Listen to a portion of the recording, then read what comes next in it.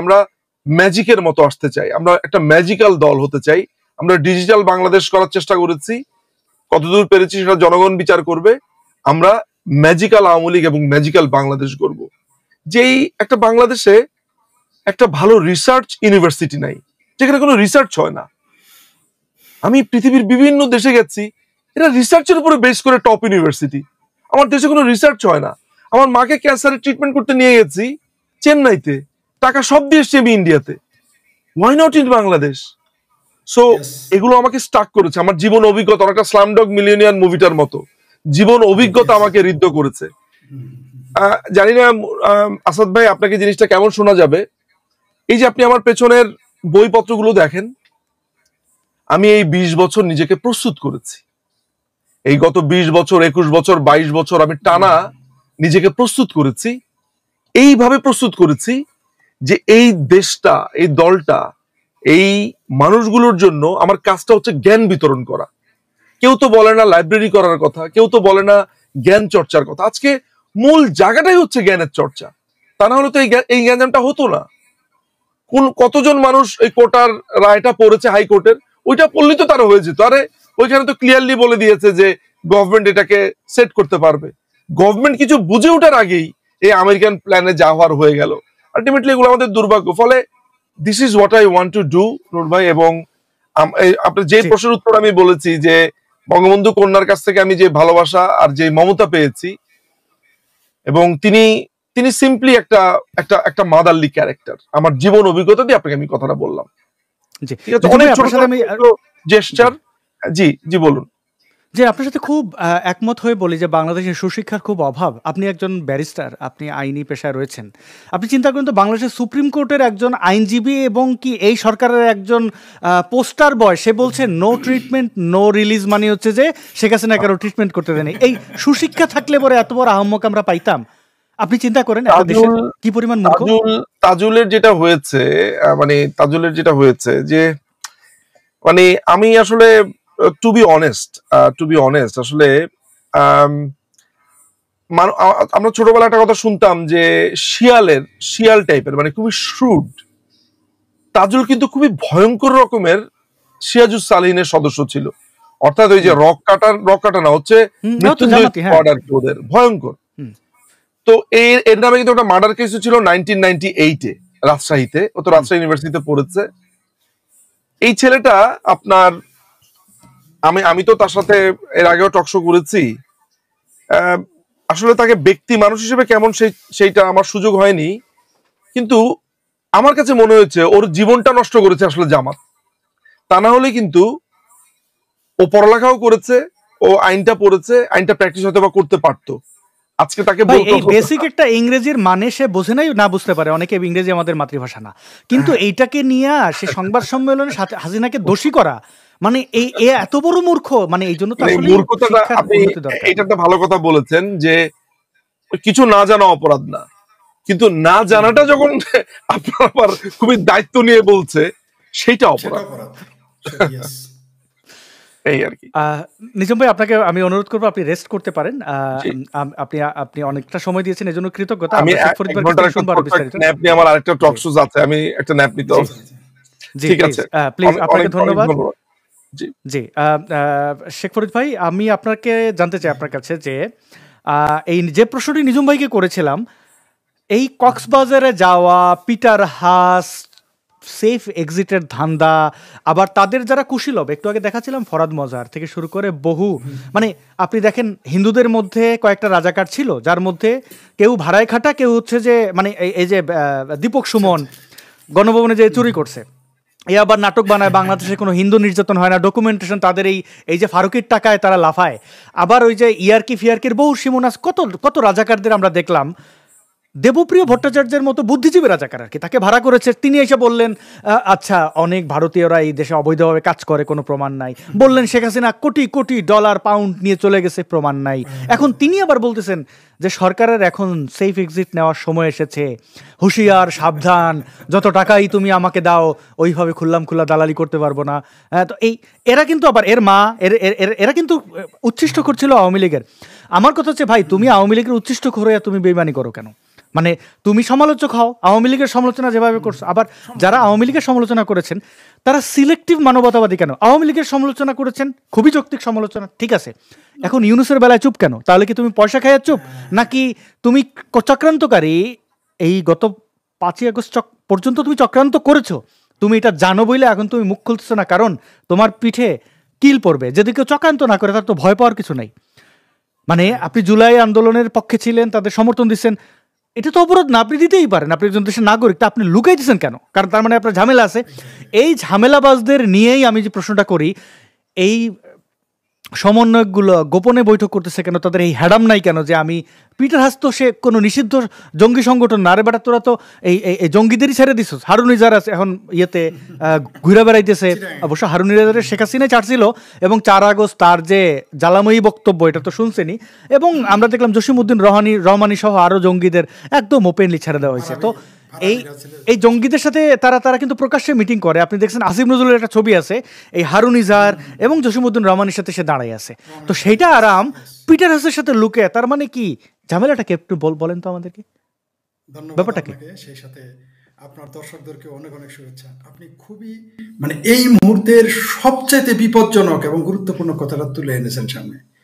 আপনি দেখেন, আপনি যে উদাহরণটা দিলেন, জঙ্গিদের সাথে তারা ছবি উঠাচ্ছে, জঙ্গিদের সাথে মিটিং করতেছে, ইভেন জঙ্গিদেরকে আর্মি পুলিশ না, আর্মি পাহারা দিয়ে আর্মি পাশে দাঁড়িয়ে থাকে।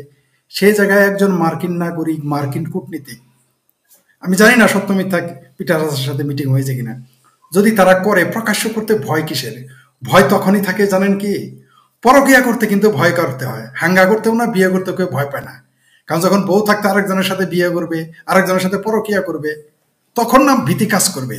অথবা সে নিজে যখন অপরাধ করবে, এখন তো আওয়ামী লীগ ক্ষমতাই নেই, এখন তো শেখ হাসিনা ক্ষমতা নেই যে পুলিশ তাকে ধরবে, তাকে গালি দিবে, বকা দিবে, ছাত্রলীগে তো নাই যে মিছিল করবে। তাহলে কি তাদের ভয়? তাদের ভয় একটাই, তারা কার সাথে মিটিং করেছে আমরা জানি না। আমার কেন যেন সন্দেহ হয়, হ্যাঁ এই যে একটা আমাদের আসিফ সার 2 মহান জঙ্গির পাশে, ও পাশে আর একটা জঙ্গির নাম যেন কি, আর এটা তো বড় জঙ্গি, এই যে এটা হচ্ছে হারুন ইজার, এটা হচ্ছে জসিমউদ্দিন রহমানি, আর ওই পাশেরটারে আমি ভালো চিনতেছি না, দাঁড়ান দেখি দেখা যায় কিনা। ওটা গুনবি না তো, আর গুনবি না, না গুনবি এখানে আসতে পারে নাই, নিশ্চয়ই গুনবি। এই গুনবির চাইতে বড় সন্ত্রাসী হলো যে আসিফ নজরুলের পাশে 2 জন রয়েছে। যাই হোক, আসলে তারা ওইখানে শুধু যে পিটার হাসের নাম বলতেছে, আমি কিন্তু রিউমার বা আলোচনা বা সমালোচনার মধ্যে কিছু কিছু সূত্র খুঁজি, কিছু বিষয় মানে হিডেন বিষয়, মানে গুপ্ত বিষয়ের ভিতরে গুপ্ত বিষয় খুঁজি। আমার কেন যেন মনে হচ্ছে জানেন, যে পিটার হাসের নাম বলে আসলে তারা ওইখানে রোহিঙ্গাদের সাথে মিটিং করেছে, রোহিঙ্গা নেতাদের সাথে করেছে, পাকিস্তানের আইএসআইদের সাথেও মিটিং করেছে। আমার ধারণা সেখানে তুরস্কের গোয়েন্দা সংস্থারও ছিল। আমার কাছে এরকম কেন যেন মনে হচ্ছে, কেন যেন, আমি জানি না, এটা আমি আবারও বলি, এটা গুজব না, অনুমান করলাম মাত্র, আমি গুজব ছড়ালাম না। কারণ পিটার হাসকে নিয়ে মিটিং করতে তাদের কিসের এত ভয়? কেন এত ভয়? কারণ জনগণ যখন এই ছবিটা দেখবে, জনগণের কাছে দিনের মতো পরিষ্কার হয়ে যাবে, দিনের আলোর মতো, যে শেখ হাসিনা প্রধানমন্ত্রী থাকাকালীন শেষের দিকে যে কথাটা বলেছিলেন দেশ থেকে চলে যাওয়ার আগে, যে একটি দেশ এবং কিছু সংগঠন আমাদের দেশের ভিতরে একটি দেশ তৈরি করতে চায়, ঘাঁটি চায়, বন্দর চায়, এই কথাটা সত্য প্রমাণিত হবে। আমি 5 আগস্টের 6-7 মাস আগেই বলেছিলাম, সেটা ভিডিও আছে আমার, লাইভেও আছে, যে এই বাংলাদেশকে ভারত এবং বার্মাকে কেন্দ্র করে একটি দেশ করতে চায়, কোনো একটি দেশ, আমি বলেছিলাম সেই ভিডিওতেও। আসলে এইখানে বাংলাদেশ এখন গনিমতের মাল হয়ে গেছে। আপনি দেখতে পারতেছেন, যুদ্ধের ময়দানে যখন কেউ কিছু গ্রহণ করে, সেটা তো সব গনিমতের মাল, যেভাবে ইচ্ছা সেভাবে ব্যবহার করতে পারে, যে ইচ্ছা সেই নিতে পারে, দিতে পারে, গিফট নিয়ে আবার গিফট দিতে পারে। ঠিক বাংলাদেশটা এখন তাই। তারা গোপনে মিটিং করার কারণ হচ্ছে, বাংলাদেশের মানুষকে, মনে করেন সারা বাংলাদেশের মানুষকে কিছুক্ষণের জন্য আপনি বোকা বানিয়ে রাখলেন, এটা সম্ভব। ম্যাজিক দেখি না আমরা, ম্যাজিক দেখলে বোকা হয়ে যায়, কিন্তু ম্যাজিক তো আসলে একটা ট্রিক, কৌশল, বিজ্ঞান এবং হাতের ট্রিক, এটাই হচ্ছে ম্যাজিক। বিজ্ঞান এবং হাতের ট্রিক ম্যাজিক, ওটা যখন জেনে যায় তখন কিন্তু মানুষের একটু ভালো লাগে না। তো এটাই তো ঠিক। কিন্তু এখানে তো আর ম্যাজিক বিনোদন না, এখানে কি করতেছে তারা, এটা গোপন রাখতেছে এই কারণে যে যদি জনগণ জেনে যায়, এই যে কিছুক্ষণের জন্য যে কিছু মানুষকে বোকা বানিয়ে রেখেছে, এরা তাদের ওই যে যেটা বললো, কোন উনি তো শুধু এম্বাসির কথা বলছে, আমি মনে করি কোনো এম্বাসি না, আমি সেইভাবে যাব না, বাংলাদেশে যদি মুক্তিযুদ্ধের পক্ষের মানুষ এবং আওয়ামী লীগের পক্ষের মানুষ এরা যখন মাঠে নামবে, মানে আপনি কল্পনাও করতে পারবেন না কি ঘটবে এই দেশে। মানে এটা আমাদের কল্পনার বাইরে। এই যে যারা তথাকথিত 5ই আগস্টের যে তথাকথিত অভ্যুত্থান দেখলো, কয়টা লোক হয়েছে ভাই? আমরা তো দেখেছি ভাই, 11 তারিখ পর্যন্ত তো বাংলাদেশেই ছিলাম, এবং 3 তারিখ, 1 তারিখ, 2 তারিখ, 3 তারিখ, 4 তারিখ পর্যন্ত তো আমি মাঠে রাস্তাঘাটে ছিলাম, দেখেছি তো কত মানুষ হয়েছে। এরা কল্পনাও করতে পারতেছে না। ওই যে অনেকেই বলতেছে, বা আমিও মাঝে মাঝে বলি, এদের হ্যান করবে তেন করবে। আসলে এত মানুষ পক্ষে নামবে, যে মুক্তিযুদ্ধের পক্ষের মানুষ, সাধারণ মানুষ এবার এমন ভাবে আসবে যে এরা কল্পনাই করতে পারবে না যে দেশে কি ঘটবে। কারণ আপনি যেভাবে রিক্সাওয়ালাকে কষ্ট দিচ্ছেন, যেভাবে আপনি সাধারণ দোকানে গিয়ে কষ্ট দিচ্ছেন, যেভাবে আপনি একটা অটোওয়ালাকে কষ্ট দিচ্ছেন, না খেয়ে আছে রে ভাই, মানুষের ইনকাম অর্ধেকেরও নিচে নেমে গেছে। এটা আমি ওই আওয়ামী লীগের পক্ষে বলার জন্য বলতেছি না ভাই, আমি আপনার চ্যানেলের মাধ্যমে বলে দেই, যারা বাংলাদেশের জনগণ আছে তো এদের তো বলার জায়গা নেই। এরা কথা বললে এখন আওয়ামী লীগের দোষর বলেই মারবে। এখন যদি বলে যে ভাই চালের দাম, এটা আপনি দেখেন $1 গম $3 দিয়ে কিনে, এই চুক্তি কেউ বিশ্বাস করবে? আচ্ছা আমি তো দূরের কথা, গ্রামের একটা 10 বছরের ছেলেকে যদি বলি যে জামালপুরে গম কিনবি 1 টাকা দাম, আর এই চিটাং থেকে কিনে আনবি 4 টাকা দাম, ওই পাগল হতো কোনোদিন জামালপুর পার হয়ে ময়মনসিংহ পার হয়ে চিটাং যাবে না 1 টাকার জিনিস 4 টাকাতে কিনতে। কিন্তু আমাদের মাশাআল্লাহ আমাদের বাংলাদেশের এনজিও গ্রাম সরকার সেটা করতেছে। এরা খুব ভালো ব্যবসা বোঝে। এরা মনে করতেছে যে এগুলো করলেই আমেরিকা তাদের ক্ষমতায় বসিয়ে রাখতে পারবে। কিন্তু ইতিহাস কিন্তু ভিন্ন বিষয়। ইতিহাস কিন্তু ভিন্ন কথা বলে। ইতিহাস বলে যে গণবিরোধী যে কোনো সিদ্ধান্ত সাময়িক আপনি হয়তো আরাম পাইতে পারেন, সুখ পাইতে পারেন, কিন্তু ফলাফল কখনোই ভালো হবে না। আমরা কিন্তু তার সিমটম পেয়ে গেছি। কালকে তা এনসিপি গ্যাংয়ের যে মিটিংটা হলো, কয়জন লোক ছিল? কালকে নাকি পরশু দিন হয়েছে, সুপার ফ্লপ। আর আজকে যে মিটিং হয়েছে এটা তো সুপার ডুপার ফ্লপ। 28টা পয়েন্ট আসলো, তারা সেখানে নির্বাচনের কথাটা বললো না। মার্কিনিরা হচ্ছে পৃথিবীতে ডেমোক্রেসির 1 নম্বর উদাহরণ, দ্বিতীয় উদাহরণ হচ্ছে ভারত। এই মার্কিনিরা, আমি অবাক হয়ে গেলাম যে মার্কিনিরা কোন শর্তে, কোন কারণে তারা এই সরকারকে সমর্থন দিচ্ছে আমি বুঝতে পারতেছি না। পৃথিবীতে তারা আইডল গণতন্ত্রের জন্য, এমনকি দুষ্ট লোকেরা বলে তারা গণতন্ত্র রপ্তানি করে। আর বাংলাদেশে গণতন্ত্র যাতে না থাকে, বলেন। আমি সরল দুইটা যদি বিষয়টা বুঝি, আমেরিকা কোনোদিনই আমাদের বন্ধু ছিল না। আমাদের বলতে বাংলাদেশের 1971-এ তারা পাকিস্তানের পক্ষে ছিল। পাকিস্তান আমাদের দেশে যে আগুন জ্বালিয়েছে, তারা কেন জ্বালিয়েছে? পাকিস্তানের সাথে আমাদের কোনো ল্যান্ড বর্ডার নাই। আমাদের সাথে ল্যান্ড বর্ডার আছে ভারতের বিশাল বর্ডার, এবং অল্প আছে মিয়ানমারের সাথে। মিয়ানমার যদি আমাদের দেশে আগুন লাগাতে চায়, তাকে ভাবতে হবে যে ওই আগুন আমাদের দেশে ছড়াতে পারে। ভারত যতদিন বাংলাদেশ আছে আজীবন ভারত বাংলাদেশের শত্রু হইতে পারবে না। ভারত নিজে চাইলো। এর কারণটা কি? কারণ সে এখানে আগুন লাগাইলে সে আগুন তার দেশে ছড়াবে। আমেরিকার কিছু যায় আসে না, এটা পুরো যাক ছারকার হয়ে যাক, তার কোনো ল্যান্ড বর্ডার নাই, চায়নার নাই, না আছে পাকিস্তানের, এবং কারোরই নাই। সুতরাং এখন আপনি করবেন আমেরিকার দালালি আর ভাববেন আমেরিকা আপনার বন্ধু হবে। আরে ও তো এখানে আসছে ওর ধান্দায়, ও এইখানে বসে মিয়ানমার ধ্বংস করবে, চায়নারে শাস্তি দেবে, ভারতকেও কিছু খবরদারি করবে। তো এখন আপনি হইছেন গরিবের বউ, হ্যাঁ সবার ভাবি, আপনি ভাবি হইয়া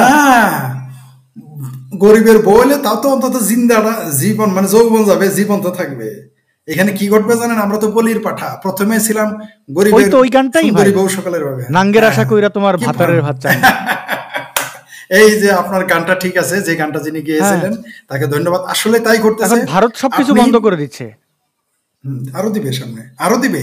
আমি বলি আপনাকে, ভারত কিন্তু আমাদের সাথে যুদ্ধ করবে না। তসলিমা আপা একটা কথা লিখেছিলেন যে বাংলাদেশে যদি নাগরিকত্ব দেয় তাহলে এত এত লোক চলে যাবে। আমি তার নিচে গিয়ে লিখেছিলাম যে বাংলাদেশের অর্ধেকের বেশি লোক না, 80% লোকই ভারতে চলে যাবে। কারণ হইল এই, আপনি দেখেন এই মুহূর্তে বাংলাদেশে চালের দাম কত, ভারতে কত, পাকিস্তানে কত। যারা মনে করতেছে যে বাংলাদেশকে ভারত বিরোধী করলে খুব সুখে থাকবে, আরামে থাকবে, এরাই কিন্তু না খেয়ে থাকবে ভাই। আমরা কিন্তু শুধুমাত্র আমার আত্মীয় স্বজন, আমার চিন্তার লোকের ভাবনা ভাবছি না, তারাও কিন্তু না খেয়ে মারা যাবে।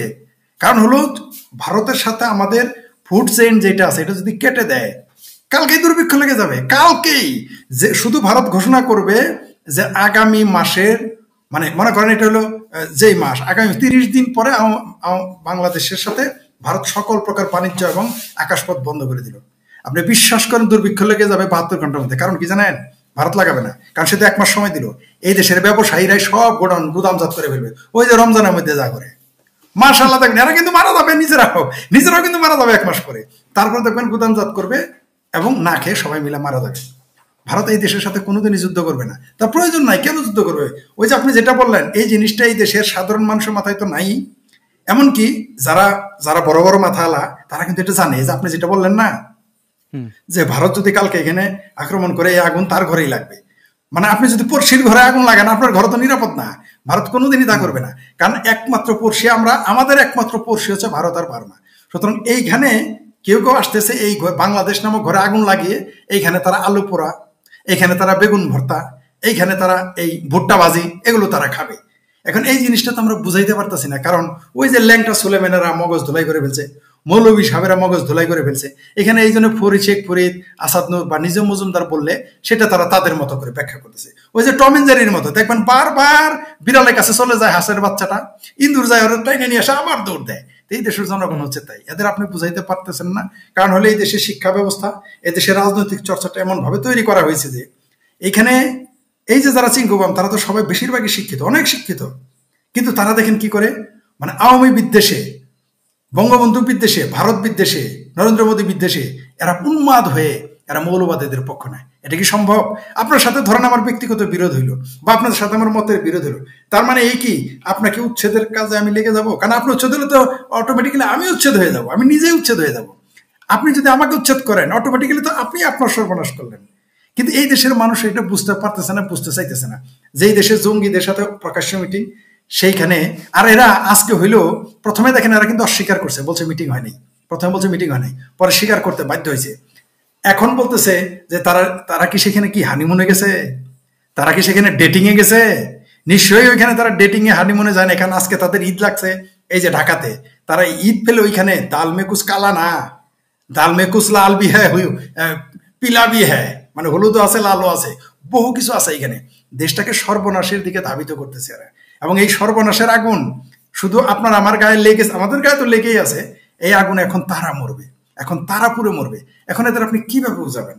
এদের কিছু বলতে গেলেই বলবে আসাদ শেখ হাসিনার দালাল, আসাদ নিজাম মজুমদারকে ডাকে, আসাদ শেখ ফরিদকে ডাকে, এই তো দোষর হয়ে গেছে আওয়ামী লীগের। কিন্তু আওয়ামী লীগ এনসিপির সন্ত্রাসীগুলো কেউ আসে না, আমি অনেকেরই বলেছি, ভয়ে, মানে ওরা এখানে কেন কোথাও আসে না। তাদের দখল করা কি কয়েকটা টেলিভিশনে যায়, ওইখানে যে আগেই শর্ত দিয়ে রাখে এই বলতে হবে।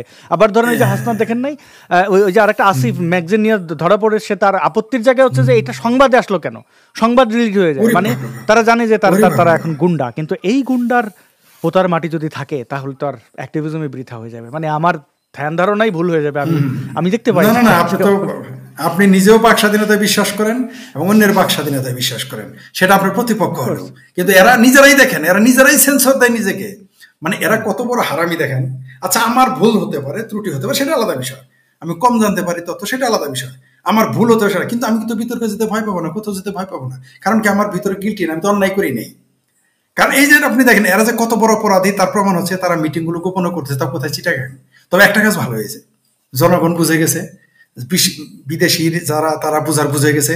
আর আপনি যেটা বললেন যে এইখানে চায়না কিন্তু এখন বসে থাকবে না, তারা কিন্তু চায়নাকেও খোঁচাচ্ছে, এরা কিন্তু বুঝতেই পারতেছে না। আমি বুঝতে পারি না ডক্টর ইউনূস নাকি মহাপণ্ডিত, এই লোকটা এটা বুঝে না।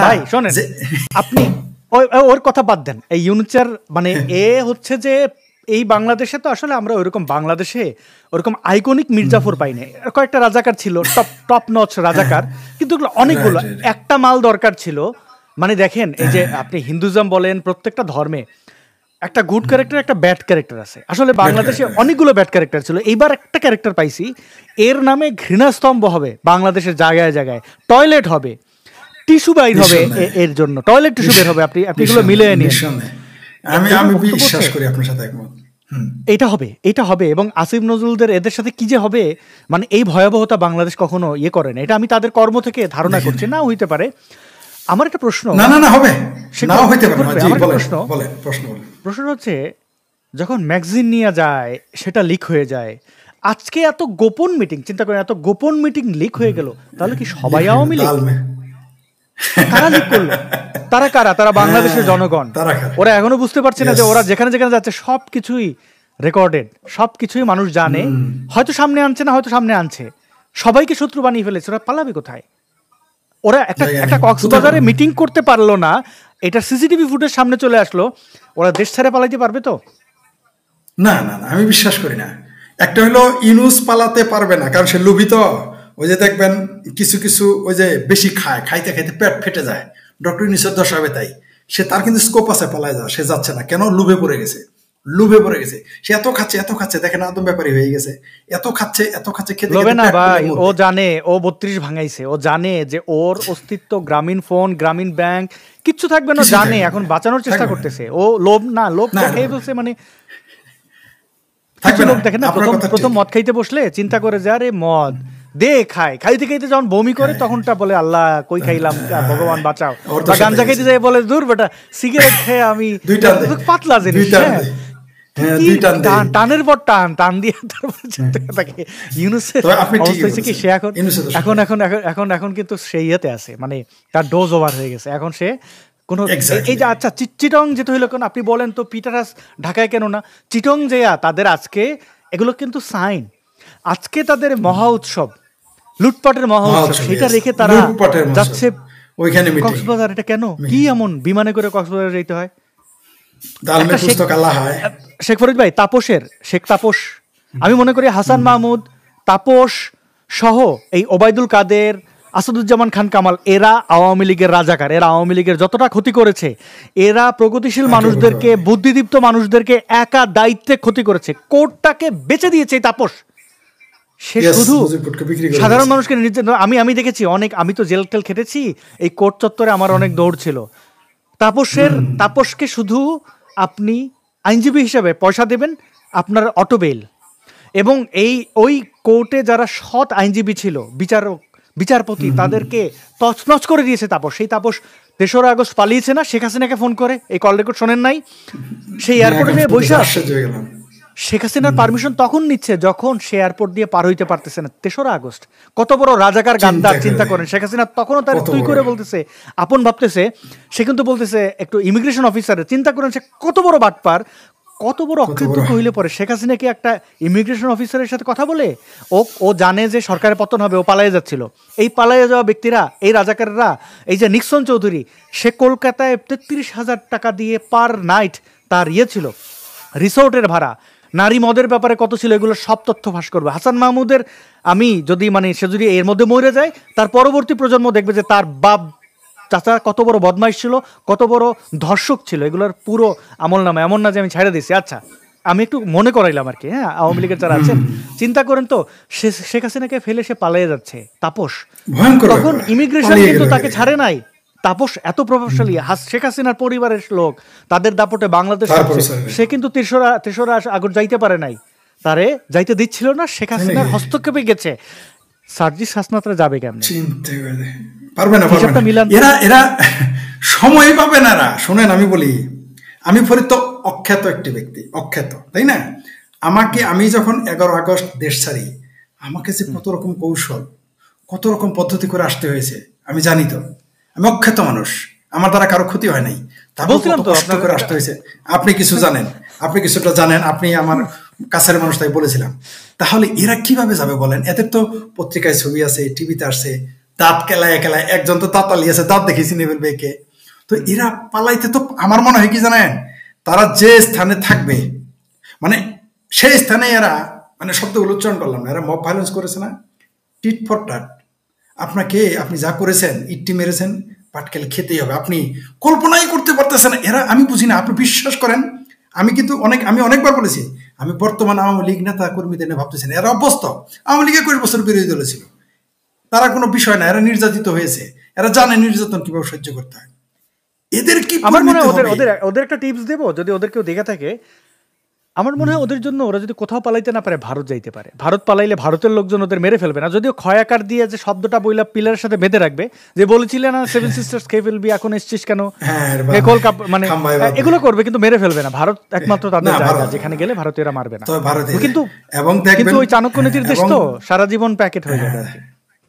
হ্যাঁ হ্যাঁ, এরা কিন্তু আমার কি মনে হয় জানেন, কিছু চিঙ্কুমাম আর হচ্ছে জামাতিরা পালাবে ভারতে, কারণ এদের জায়গা দেওয়ার জন্য লোক আছে, আপনি ভালো করেই জানেন। আপনার আমাকে জায়গা দেওয়ার কিন্তু লোক নাই, এদের দেখবেন মাসের পর মাস বছরের বছর পালবে। এই চিঙ্কুবাম আর বিহারের বাচ্চারা এদের পালবে, আমি জানি কোথায় কোথায় যাবে তাও আমি জানি। কিন্তু এই যে যারা এনসিপি গ্যাং, এরা কিন্তু ভারতও পালাইতে পারবে না। এরা স্পটে আরেক শব্দ উচ্চারণ করলাম, ওই যে আমরা জামালপুরের ভাষায় বলছি না, পাবলিকের পেটে পাড়া দিয়ে গুবাই করে ফেলবে, এয়ারপোর্টে যাবে যেইখানে পাবে। আওয়ামী লীগের কথা বলি নাই কিন্তু, আমি আবারও বলছি প্রিয় দর্শক, আমি কিন্তু আওয়ামী লীগের কথা বলি নাই।